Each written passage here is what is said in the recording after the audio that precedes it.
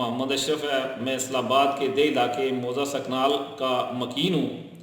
ہمارے گاؤں کی زمین سی ڈی اے نے 1960 میں زیر scheme national park area acquire کی تھی۔ اس کا مقصد یہ تھا کہ یہاں زرعی فارم بنے تھے، جس طرح فیض آباد اور اس کے اراؤنڈ بنے تھے۔ بھٹو دور میں یہاں نیشنل پارک اسکیم کے تحت کام شروع ہوا تھا، لیکن زیر زمین پانی نہ ہونے کی وجہ سے یہ اسکیم معطل کر دی گئی تھی۔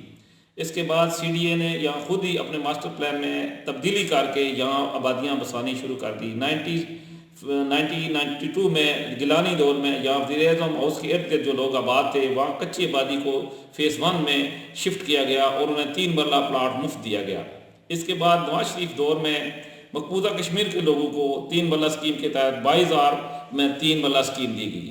اس کے بعد عمران خان کے دور میں بھی یہاں نیا پاکستان کے اسکیم کے تحت اسکیم شروع کی گئی اور گاؤں کی تقریباً 80% آبادی 80% زمین اس پہ یہ اسکیم شروع کی اور فلیٹ بننے شروع ہو گئے۔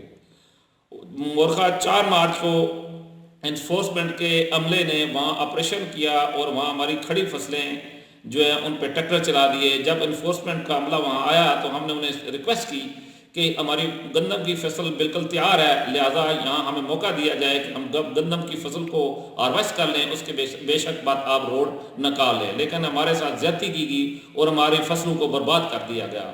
ہم ارباب اختیار سے اپیل کرتے ہیں کہ ہمارے اس نقصان کا ازالہ کیا جائے۔ اس کے بعد ہم چیف جسٹس آف پاکستان اور وزیر اعظم پاکستان سے درخواست کرتے ہیں کہ ہمارے ساتھ زیادتی ہو رہی ہے، سب سے پہلے ہمیں آباد کیا جائے، اس کے بعد دوسرے جس کو بھی آباد کرنا ہے آباد کریں۔